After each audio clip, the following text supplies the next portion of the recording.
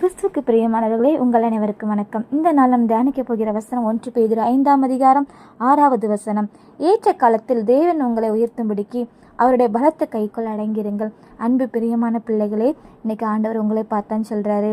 நம்ம நிறைய காரியங்கள் நமக்கு என்ன செய்யுது, என் வாழ்க்கையில ஆசீர்வாத தடையாக காணப்படுகிறது.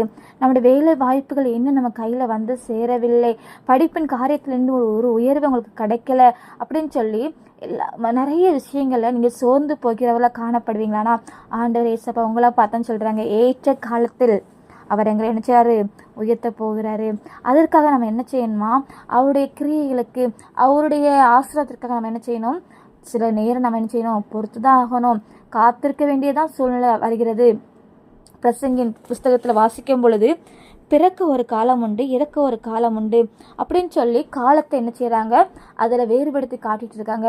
அதே போல தான் இன்றைக்கி நம்முடைய வாழ்க்கையிலும் கூட சில காரியத்துக்கு, சில நன்மையான காரியத்துக்கு நம்ம காத்திருக்க வேண்டியது சூழ்நிலை என்ன செய்யுது, கண்டிப்பாக இருக்கிறது.